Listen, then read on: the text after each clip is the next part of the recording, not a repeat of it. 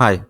In the last video, we explored how to break expressions into their basic parts, find common factors, and write them in factorized form. That was the method of common factors. But what if no single factor is common across all terms? That's when we use another technique, that is factorization by grouping terms, right? Let us understand this by an example. Let us take an expression that is 3xy plus 3x plus 2y plus 2. At first glance, you will notice that the first two terms, that is 3xy and 3x, the common factor is 3x, right? In the last two terms, that is 2y plus 2, the common factor is 2. Okay? But there is no single factor common across all four terms. So, how do we move forward? This is where we regroup the terms into pairs, right? Let us see step by step. Step 1 is to group and factorize the first pair, right? So, I will take the first two terms, that is 3xy plus 3x, right? 3xy will be written as 3 multiplied by x multiplied by y, right? And 3x will be written as 3 multiplied by x, right? Here we have 3x in common, right? So we can factor out 3x. We can say that 3xy plus 3x is equal to, we need to factor out 3x. I will write 3x here, and in the bracket from the first term y is left, I will write y, plus in the second term 1 is left, right? 3x is nothing but 3 multiplied by x multiplied by 1. Okay, so we have taken out 3x and the remaining is 1.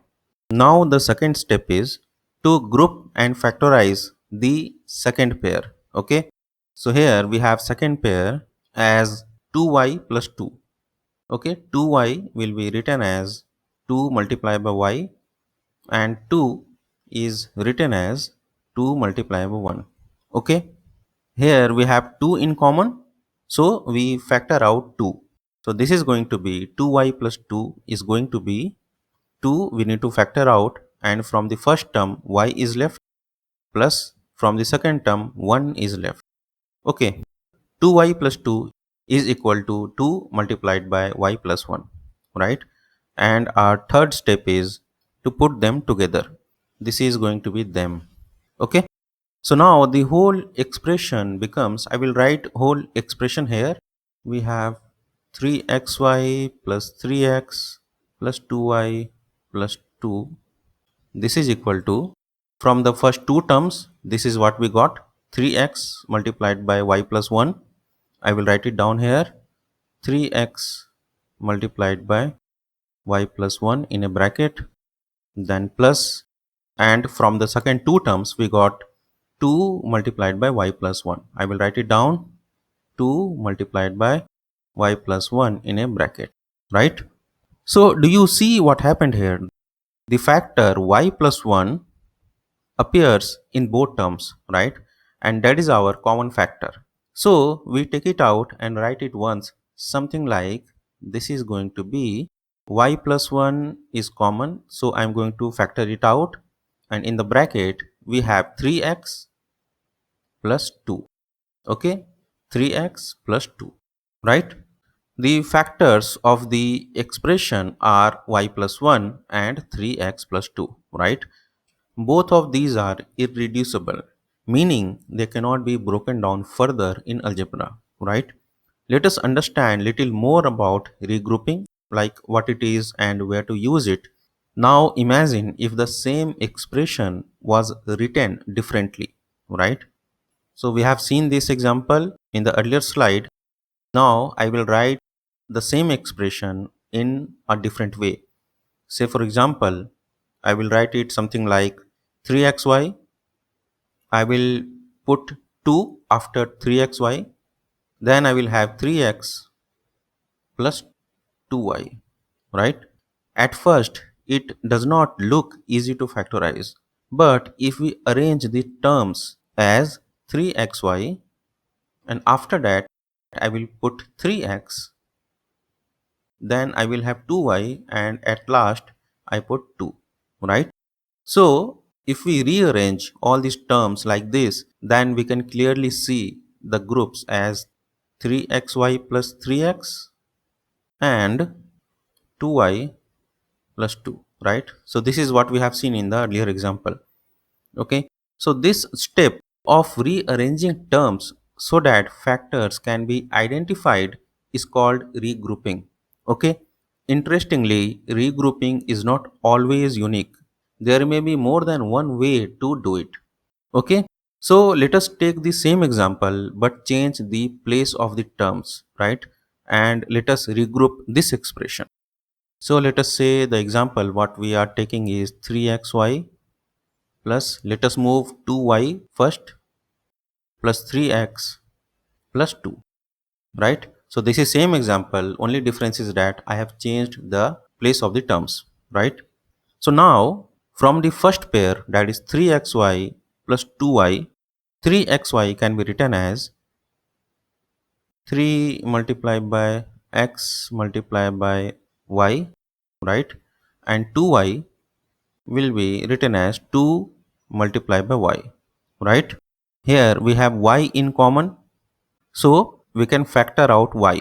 So 3xy plus 2y is, I will factor out y will come first, and in the bracket we have 3x from first term plus 2 from the second term, right?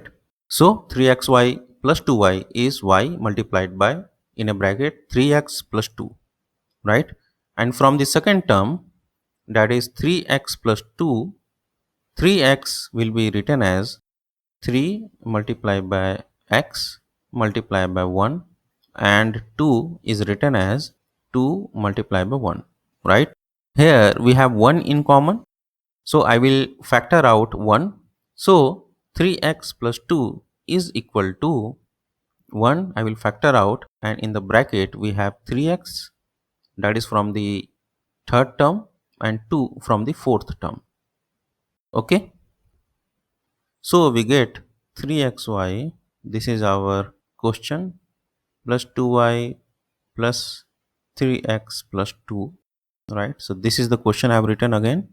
This is equal to, from the first two terms we got y multiplied by 3x plus 2 in a bracket. I will write it down, right? And from the last two terms we got 1 multiplied by 3x plus 2 in a bracket.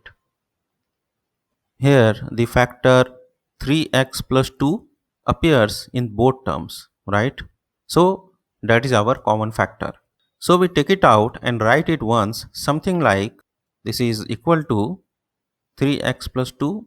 We are going to factor it out, and in the second bracket we have y plus 1, right? So 3x plus 2y plus 3x plus 2 is equal to 3x plus 2 multiplied by y plus 1, right?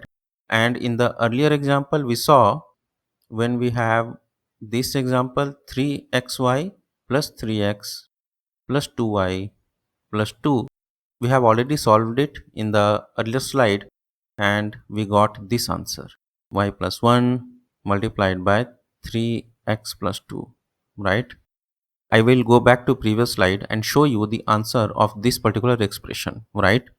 So this is what we got, y plus 1 multiplied by 3x plus 2, right? So here you notice that the factors are the same, right? Just in a different order. In this example, 3xy plus 2y plus 3x plus 2, we got 3x plus 2 multiplied by y plus 1.